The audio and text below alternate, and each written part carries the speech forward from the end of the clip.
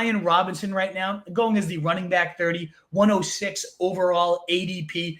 I am not the bull here, so I'm going to let you start off, Mo, and lead off. It's a really tough position to not be in on Robinson because as a human being, you can't love this guy anymore. Gets shot and then comes back like a few games later and is just bowling over people, one of the hardest runners in the league. There is so much I love about him, but I do have a couple concerns that make me pass up on him at his current price. But hey, this is a player I'm willing to be sold on, so I'd like to hear your take why you're in on Brian Robinson at his price right now.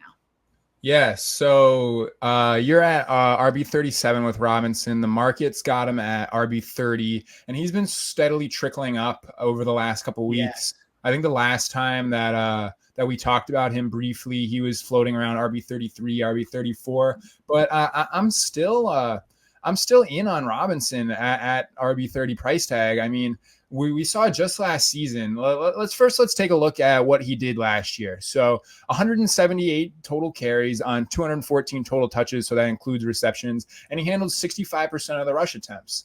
And that was legitimate usage as a rusher, not anything crazy, but he was an offensive focal point. He was the clear rushing back. He was the clear 2-down back, and he got the goal line work.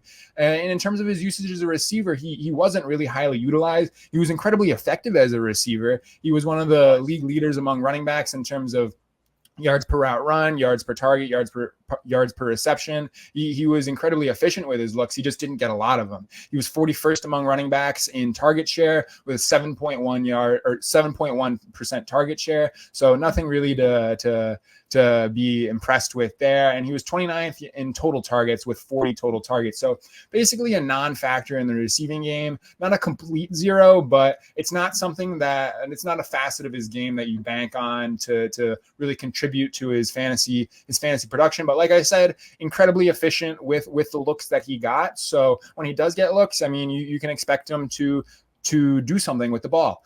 And all that coming together, he finished as the RB 21 overall in fantasy football last year in PPR formats. And now looking forward to 2024, people are scared of Brian Robinson because Austin Eckler is in town. And like, before I get a little bit further into this, like, come on, like Austin Eckler. I mean, like, you can say what you want about the high ankle sprain and whatnot last year, but he looked god awful last year. And it just wasn't anything that I was impressed by. He looks like he's really fallen off the age cliff.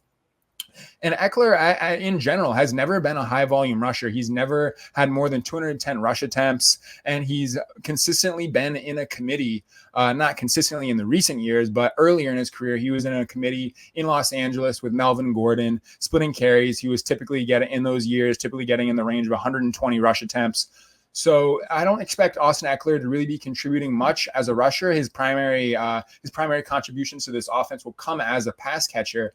But we saw Brian Robinson succeed as primarily a rusher last year.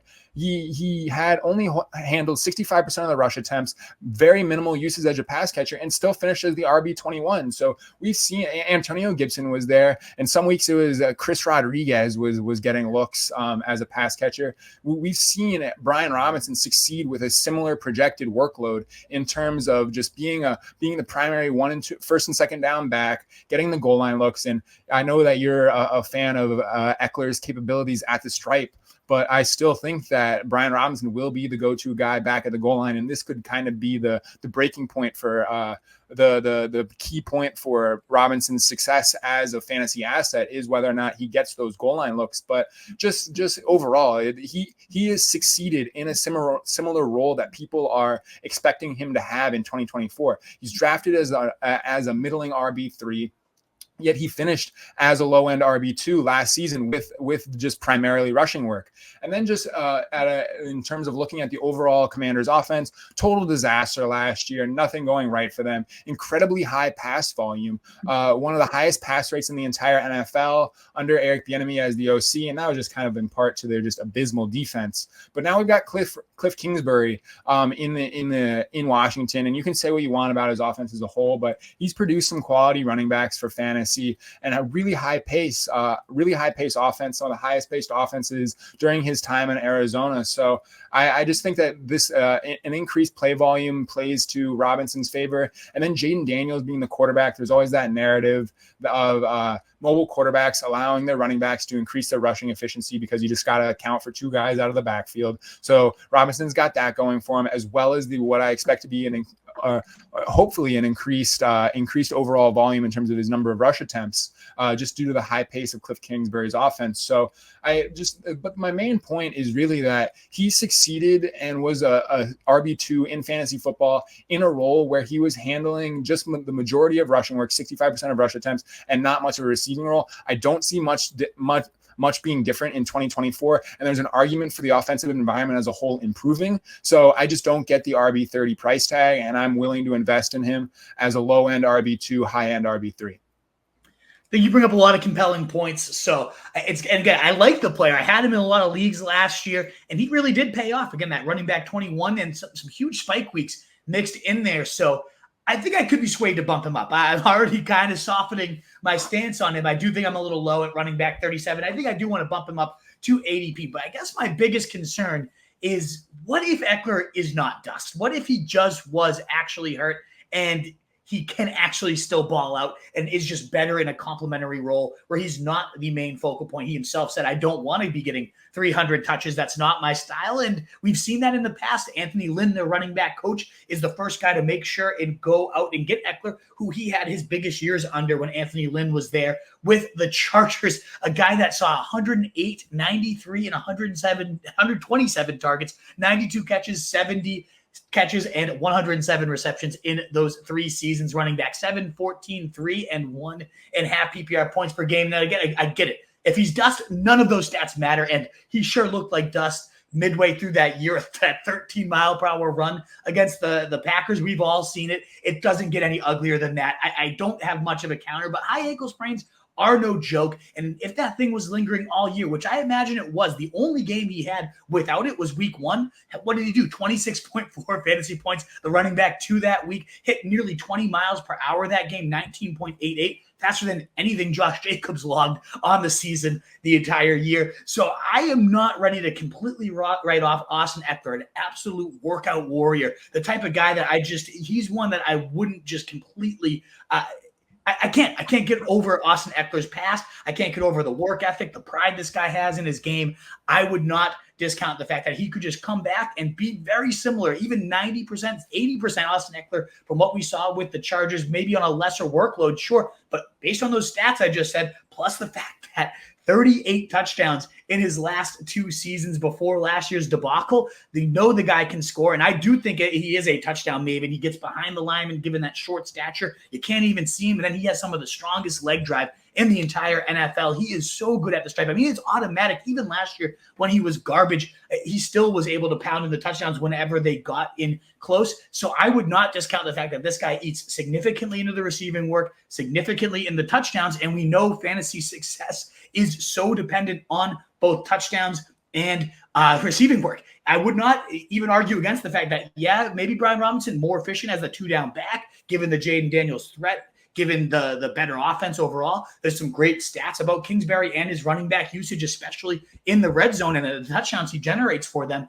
I just worry that if Eckler's dust, then Robinson is going to destroy this ADP. And that's probably why I should be a little more in on, because there is a very real chance Eckler is Dutch. And I do like Robinson. And if he is just like the feature back in this offense and Eckler is toast, my God, he's going to be one of the best picks of the year. So I do need to get more in on him. I have definitely been a little bit lower, but I am not willing to completely write off Austin Eckler because of that bad stretch, given the high ankle sprain. It will be worth monitoring in camp. And again, you can't just overreact to Eckler looks like his old self. It's training camp. It's beats. They might just be blowing smoke up your ass. But ultimately, I am going to be interested to see, like, is Austin Eckler zipping around in preseason action? Does he look like he's got some juice? Because if he does, he is the exact type of nuisance that will take the most valuable touches and ultimately could outscore Brian Robinson going 30 picks later. So I've been investing in this backfield with the Eckler route. I do probably want to get some more Brian Robinson because you did make some compelling points. I do love the player. I love the grit. So it's hard to go against him. And I do think I'm a little too low. because the off chance Eckler is dust. And not even the off chance. Like, I'd probably put it at like maybe 50-50 at this point. And a lot of people seem to be putting it at like 70% chance he's dust. And I'm not willing to write off Austin Eckler quite that fast. Yeah, I just think like I kind of laid out, I'm not really worried about the receiving work, that the receiving skill that Eckler brings, because Robinson doesn't really need it. I think just the turning point here will be who's the goal line guy. Yeah. And it's really hard to say right now. I'm betting on it being Robinson, but if it is Eckler, that like you said, that destroys every high value touch that Robinson gets, because we know it's goal line touches in targets. It's what you're looking for a guy to produce in fantasy. And if he's not getting those goal line touches, he's going to be absolutely buried. So yeah, hopefully we'll, like we said earlier, hopefully we'll get some information on this in the preseason. But yeah, I think that's really what the turning point will be, is who ends up being Kingsbury's preferred guy at the stripe. Yeah, it's crucial. Worth noting too, though, that in Kingsbury's best year, 2021, with the Cardinals, there more than 2K yards from scrimmage and 20 total touchdowns from the duo of James Conner and Chase Edmonds. So there is a world where both these guys just kind of pay off their price tag, even if Eckler still is solid. We saw Connor put 15 touchdowns on the ground that year. So if that's the Brian Robinson role, if he takes the James Conner role and Eckler's not a threat there, it could be monstrous. I think he's one. I'm glad you called him out, especially given that's a player that I like. Like, these type of strong points can sway me. I am not someone that I am a pretty stubborn guy overall. Just ask my wife. But ultimately, he's the type of player that I would ultimately be willing to relook at, and I think I need to relook at. So I'm good points all around. What is up, you fantasy wolf? Thanks so much for tuning in. If you haven't already, share your thoughts in the comments. Check out some more videos and join the newest Wolfpack by subscribing below.